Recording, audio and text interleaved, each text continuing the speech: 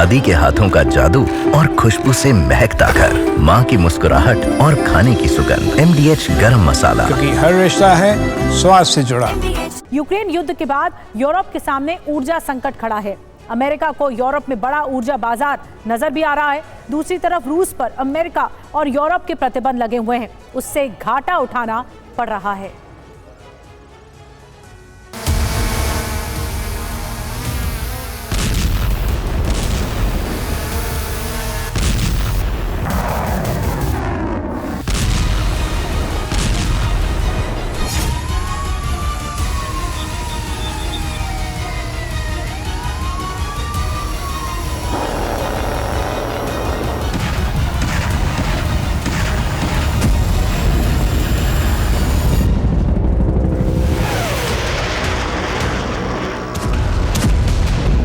रूस की जलती हुई रिफाइनरियां,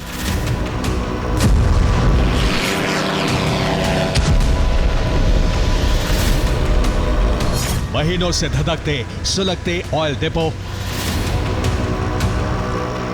यूक्रेन के इन हमलों से रूसी रिफाइनरियों का 10% पेट्रोलियम उत्पादन घट चुका है और रूस अपना तेल उत्पादन बढ़ाने के लिए सिक्योरिटी प्लान भी तैयार कर रहा है।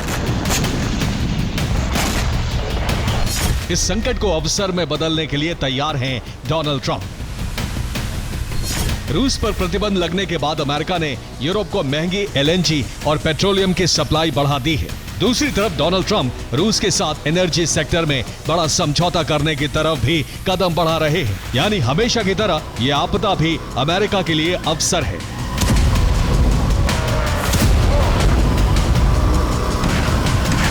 यूक्रेन के हमलों से अमेरिका लाभ कमाने के अवसर पैदा कर रहा है, लेकिन पूरे यूरोप के लिए यह बारूदी बवंडर संकट बनता जा रहा है।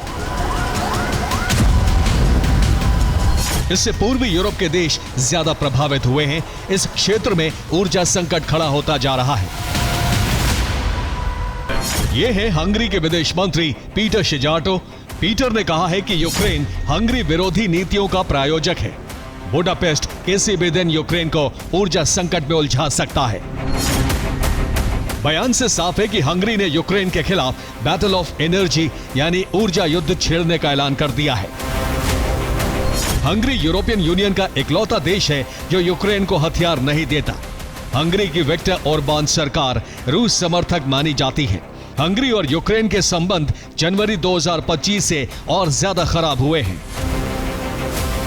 रूस से आने वाली गैस पाइपलाइन पर यूक्रेन ने ट्रांजिट करार से इनकार कर दिया और हंगरी को गैस सप्लाई रुक गई। अब हंगरी यूक्रेन को बड़े ऊर्जा संकट में फंसा सकता है, जिसका हथियार होगा बिजली का एक प्लग।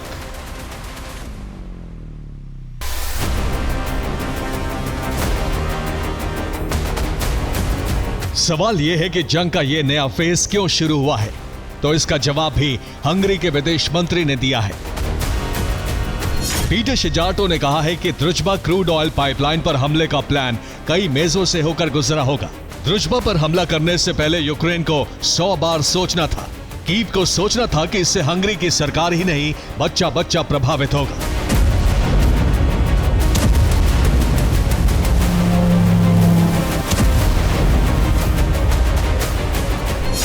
यूक्रेन 2 बार द्रुजबा पाइपलाइन पर हमला कर चुका है। 21 अगस्त को द्रुजबा पाइपलाइन पर पहला हमला किया गया। 24 अगस्त को द्रुजबा पर दूसरा हमला किया गया। इससे यूरोप के 8 देशों में कच्चे तेल की सप्लाई बंद हो गई। हालांकि ओवरग्राउंड लाइन को कुछ घंटे में बहाल कर दिया गया, लेकिन रूस का कच्चा तेल यूरोप को पहुंचाने वाली ये आखिरी पाइपलाइन है। यूक्रेन के इस हमले से हंगरी भड़का हुआ है और उसे भी ऊर्जा संकट के अंधेरे में ढकेलने की धमकी दे दी है। द्रुजबा लाइन के ठप होने से यूरोप के कई देशों की अर्थव्यवस्था सुस्त हो गई है, जिसमें सबसे ज्यादा प्रभावित हंगरी हुआ है।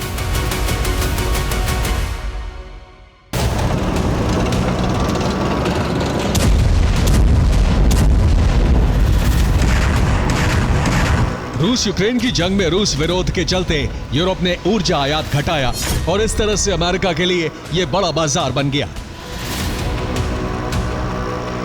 2025 की पहली तिमाही में अमेरिका ने यूरोप को 13.4 मिलियन यानी 134 लाख बैरल तेल प्रतिदिन बेचा है। लेकिन ट्रम्प का प्लान सिर्फ इतना ही नहीं है। ट्रम्प ने अब रूस के साथ भी एनर्जी सेक्टर में सौदे पर चर्चा छेड़ दी है।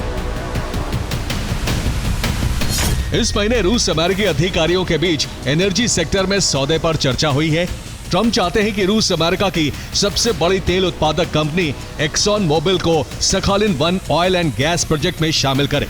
इसके बदले में रूस को एलएनजी प्रोजेक्ट में काम आने वाले अमेरिकी उपकरण खरीदने की छूट मिल जाएगी।